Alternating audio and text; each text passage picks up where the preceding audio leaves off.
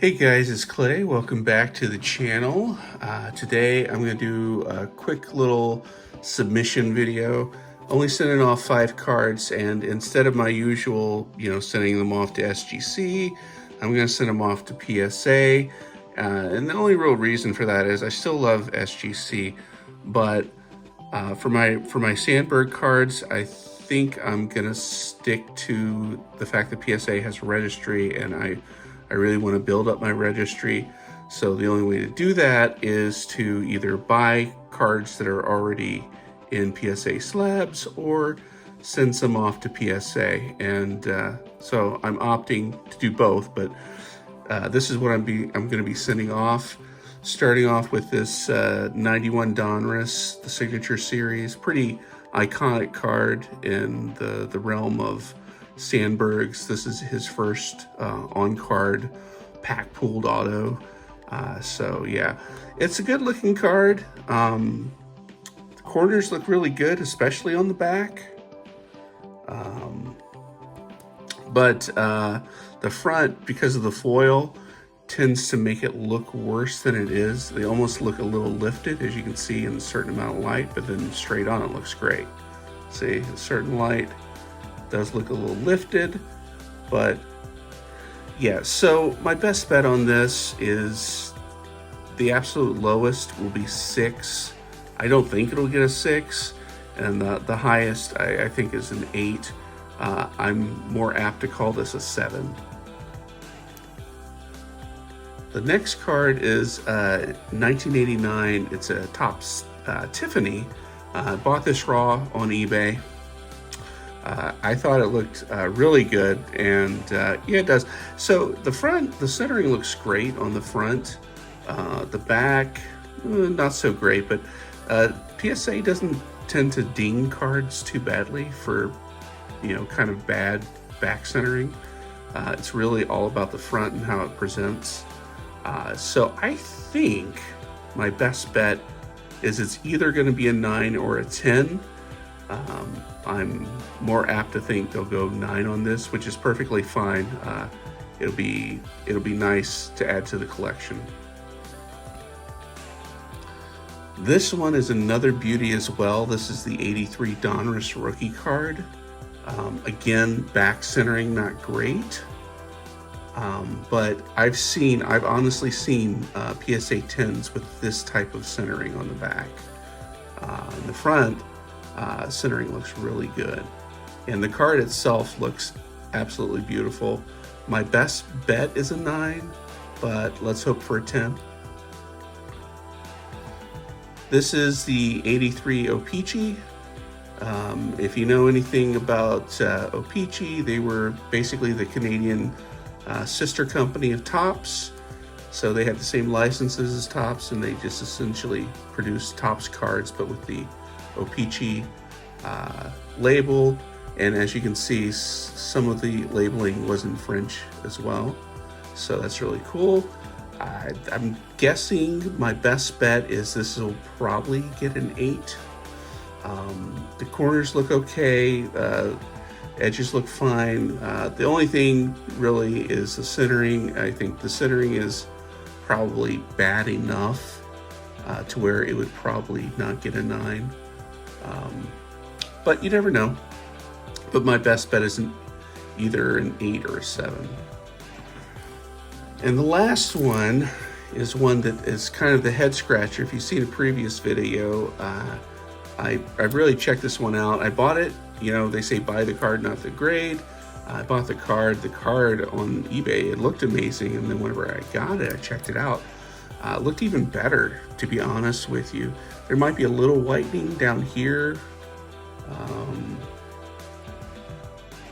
but even that it's really ticky-tack. The back centering looks really good for a back of an 80s card. The front centering looks great. Unless this is shifted up, I don't think it really is. And if it is, it's not bad enough to earn a 7. So unless there's a surface issue that I'm not appreciating because it's in a slab, I think this can get easily an 8, maybe a 9. So again, another beautiful example of a a Topps Tiffany card. I'm going to go ahead and crack this out, and I'm inviting you along to watch me do it. Okay guys, welcome to my garage. I'm having to do a voiceover because the audio wasn't so great. So kind of bear with me. Some of this I'll speed up too, for your sake and mine. So as you see, I put the slab in between two pieces of wood. They could be any kind of rigid structure, but that should be fine. As long as you're protecting the part of the slab that has the card. Of course, we have to take the plastic protector off, put it back in. As you can see there, that bottom plank, I don't have it quite far back enough, and it's going to keep me from doing what I need to do in a little bit, but you'll see. So we have these little rubber grips that I have in my garage. I use them for all types of projects. I'm going to be using 2 of these to hold the plank securely to my workbench. Yeah, part of that is going to get in the way of the camera. Don't let that bother you. I will be moving that eventually. But yeah, so you want to secure these down as much as possible without like just completely going ape poop on it. So enough to hold it in place while you do what you have to do. So I'm going to be, for this, I'm going to be using these little wire cutters, and I'm also going to be using a very small faced flathead screwdriver. Just enough to wedge it in there to create some separation. Now, these aren't the only things you can use. You can always use like a monkey wrench or adjustable wrench and tighten it to the exposed label and just go up and down and crack it as best you can.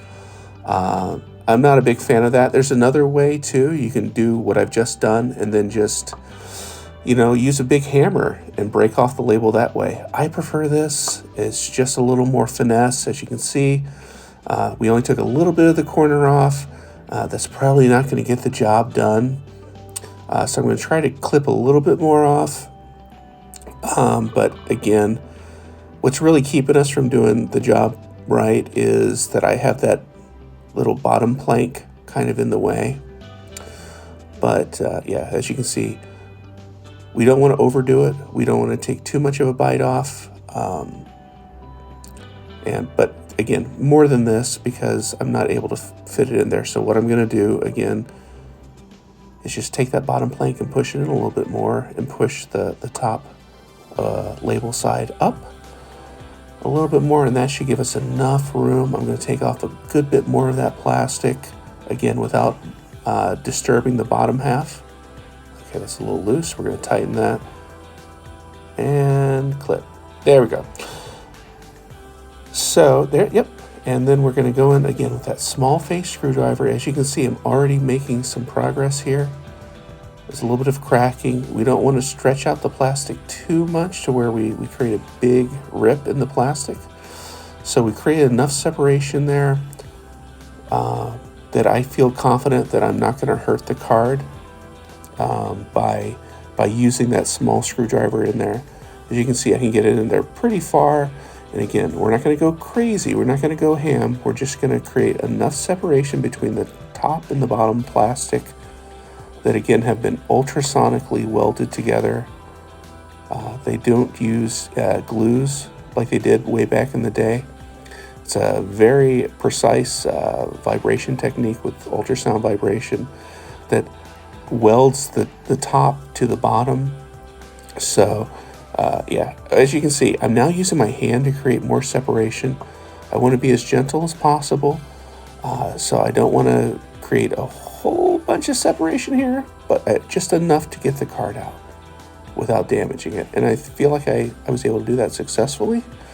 Again, you can do it a lot quicker whenever you have the proper tools in place, and you obviously want to take a little bit more of a bite out of that label side. So now I'm back in the study. I'm just going to voice over the rest of this. I'm going to get it into its proper sleeve. I'm then going to put it in a,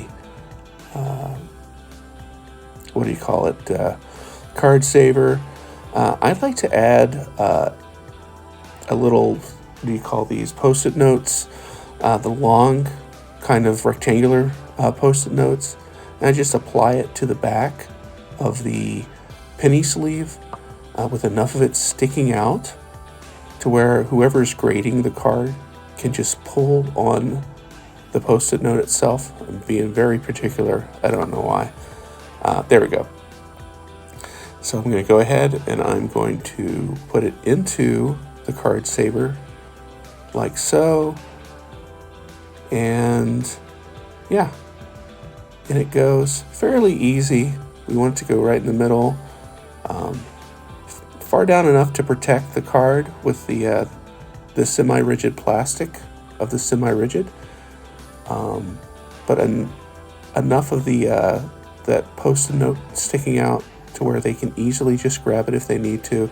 I'm just going to tap it down ever so nicely just to get it kind of in place, and that should do it. So I fill out my form, which in this case is for TNT grading. They do a bulk grading service, which is really cool, through a Facebook group. Not hard to find, just look up TNT. They do PSA, they do SGC, they do Beckett, and I think they also do auto authentication services too. So that's pretty cool. And I'm going to number each one of these, starting with that Signature Series one from 91 Donruss. Again, number 2 will be the 89. The 83 will be number 3, and then of course the OPG, and then the 86 Tiffany. So really excited about this submission. Again, this will be my first submission in like 10 years for PSA. So kind of going out on a limb here. Hopefully they'll be returning to me within 2-month period. So anyway, that's it for me, guys. Thanks for watching.